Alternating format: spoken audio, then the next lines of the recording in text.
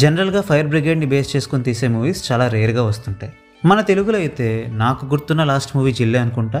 And అంతకు ముందు ఈ బ్యాక్డ్రాప్లో ఏ మూవీస్ వచ్చాయో నాకు అసలు గుర్తే లేదు. సో ఎక్కువగా ఎవరు ఎక్స్ప్లోర్ చేయని ఒక బ్యాక్డ్రాప్ని ఎంచుకోవడం అండ్ ఒక ఇంట్రెస్టింగ్ ప్రెమైజ్ని సెట్ చేసి ఫస్ట్ హాఫ్ని ఇంట్రెస్టింగ్గా ఎంగేజింగ్గా చూపించిన వరకు ఈ అగ్ని మూవీ సక్సెస్ అయింది. కానీ సెకండ్ హాఫ్లో ఏదైతే ట్విస్ట్ రివీల్ అవుతుందో అక్కడ నుండి ఈ మూవీ కంప్లీట్గా తేడా కొట్టేసింది. ఈ మూవీలో hero and co Mumbai city fire బ్రిగేడ్లో వర్క్ చేస్తుంటారు. ఎప్పుడూ లేనంత ఫ్రీక్వెంట్గా ముంబైలో జరుగుతున్న ఫైర్ యాక్సిడెంట్స్కి కారణం ఏమై ఉంటుందా అని ఇన్వెస్టిగేట్ చేస్తే ఆ ఇన్వెస్టిగేషన్లో ఆ ఫైర్ యాక్సిడెంట్స్ కావని, ఎవరో కావాలనే ఆ ఫైర్ యాక్సిడెంట్స్ జరిగేలా చేస్తున్నారని తెలుస్తుంది. మరి ఆ ఫైర్ యాక్సిడెంట్స్ చేసింది ఎవరు, ఎందుకు అలా చేస్తున్నారు అన్న విషయాలు తెలియాలంటే ఈ మూవీని చూడాల్సిందే.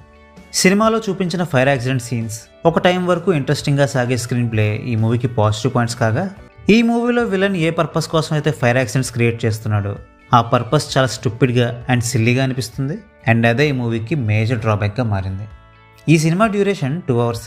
సో ఇంకో ½ an hour డ్యూరేషన్ పెరిగినా ఏం నష్టం ఉండదు కదా. విలన్ క్యారెక్టర్ని వేరే విధంగా డెవలప్ చేసి ఆ మిస్టరీని చివరి వరకు రివీల్ చేయకుండా దాని చుట్టూ జరిగే ఇన్వెస్టిగేషన్ని ఇంట్రెస్టింగ్గా డిజైన్ చేసి ఉంటే ఈ మూవీ ఇంకో రేంజ్కి వెళ్ళుండేది.